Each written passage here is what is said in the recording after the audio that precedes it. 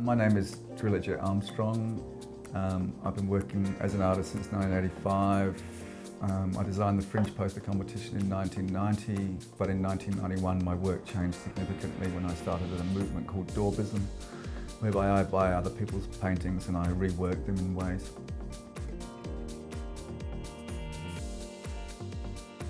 I also work as a nightclub DJ, and I own a venue in Rundle Street called Sugar. The original building was my old studio and was built out of the leftover concrete blocks that were handmade by the people I bought from the house from. It became extremely cluttered. And it had big gaps in the walls. It had gaps in the walls. So it was freezing in winter. Yeah. Cold in winter, definitely. The studio became too small for my purposes, and I needed to go up or sell the house, which I didn't really want to do. So I got my mate to design an extension on the top of the original building. He said, "What do you want?" I said, "I want a kind of Scandinavian style box, nothing fancy. Just drop straight on top, basically, of the old structure." And yeah, I didn't really like just putting a box on top because I thought we could gain a bit more space through cantilevers and stuff. The brief was extremely brief, but I knew what he needed. I mean, he's an artist. I knew he needed light. I knew he needed temperature. I knew he needed to be comfortable, and I knew that because his studio's adjacent to his house, he needed to make sure it was designed in a way that would make him not want to keep retreating back to here, which would make him more productive.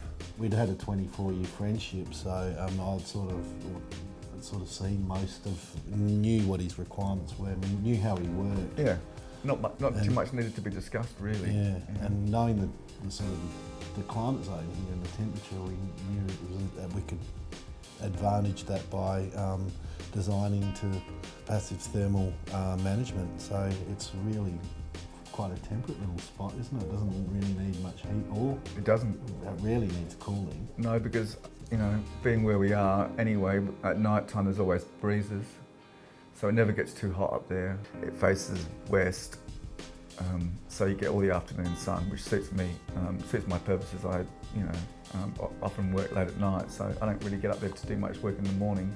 It's always during the afternoon, so it's perfect. The significant tree in front gives you a little bit shading as well, but it's just a beautiful kind of chirpy bird sounding country feel up there. But really it's designed just to make sure that he could work up there and be comfortable and spend more time up there. Well, the new space needed to be everything that the old space wasn't. So it needed to be light and airy and expansive. The backstory is that we wanted to minimise the cost to drill it. We wanted to make this thing land at a ridiculously low budget at the time. And so I had a lot of experience in building remote and modular housing. I'd invented a house called the Mod Pod, and it uses automotive construction and aerospace construction and modular construction to get the job done. And so using that ethos, all the panels came in pre-cut, all the pieces came in pre-cut, every single component is pre-built and then would be semi-installed by the builder, and the driller would have to finish it off by himself. There are a lot of panels there with a lot of screws in, and I know he was complaining about it, but the screws are expressed and it's supposed to give us sort of a feel. I was basically a glorified screwdriver. Yeah, he was. As driller said, the beautiful couple that built the house had built everything by hand, and as you get to know this house and look around, there's not too many straight walls in the joint. In fact, in some corners, the two walls don't even touch. And the same was so of that building out there. So our first sort of challenge was to because we really, due to the process, council process and all that sort of stuff, it's easier to leave the bottom section, which we did. But we had to square it up, so it really wasn't flat. and it wasn't square. So we spent a lot of time, we pulled the gable off and squared it up. And that was part of the thing. We had to drill the top of the old bricks and yeah, just put in some booker rod in there, some threaded rod, to give the top few courses of bricks absolute sure stability. We could calculate on based on the steel rather than calculate on vintage handmade bricks. So that shored it up, and in some areas we had to put some pretty beefy steel angle on top of the wall. Well, I think that's what we needed the engineer's report for. Yeah. We needed to work out a way that we could actually do what we wanted to do by keeping the existing structure, even though it was just pretty dodgy. And handmade the bricks. So that's the other thing we needed to get to work out whether the bricks were even legitimate. I suppose. Though they physically existed, but how whether they were how they were built was unknown. And so yeah, we sort of used an engineer who was very good. I had a different drawing which had ridiculous amount of cantilevers over every area, but we, as architects or as architectural designers, we do that with engineers. We throw out what we want, and they're going to come along with an axe and chop it back. But what we got was really what we were originally looking for. The building itself is it's a beautiful little box, and it's very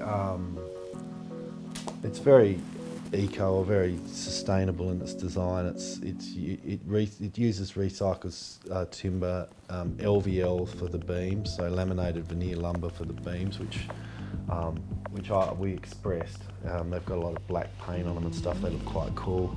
It's timber framed, and it's extremely well insulated. So if you look at the building itself, it's got two layers of 12mm ply inside and out.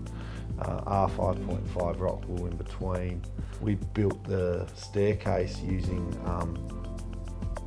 off cuts of LVL, which was really I really love the staircase. And then the balusters for the stairs are quite unique. They're all little circles with holes in them, and they're once again using a threaded rod stacked. So they're a stacked version of a kind of an ornamental Victorian balusters, aren't they? So, but they look like paper in a way, because they're not exactly straight all the way up. No, they've got some wee war to them, and yeah, it's really nice. Yeah, I mean they've got a rattan kind of a rattan. Yeah, exactly.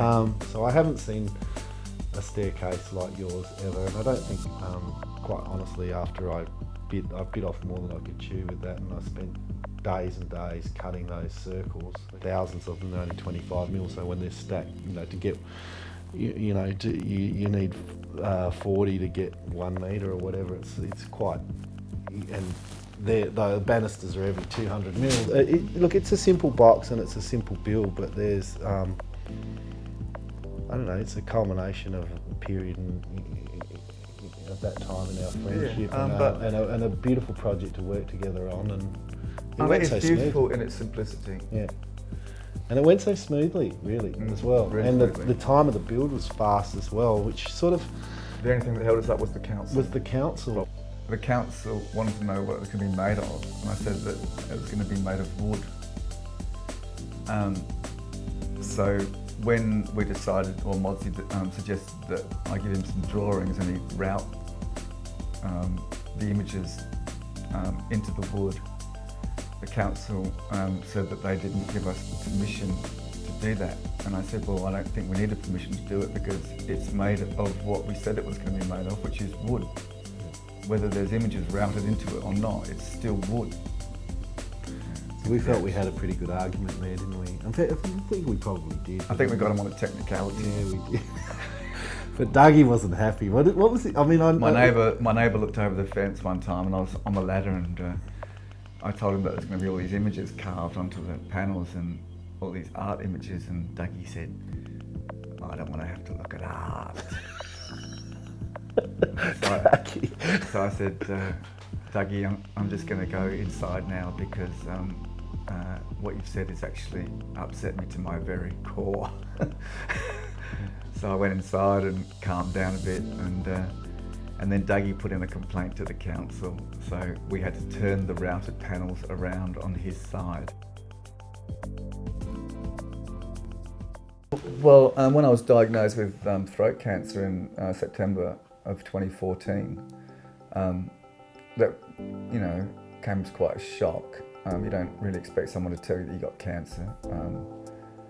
And you don't really hear much after they say that, but then you sort of get your head around it. And even though I lost 20 kilos and got pretty sick through the 8 weeks of chemo and radiotherapy, I still managed to find solace in the space in the studio, making work.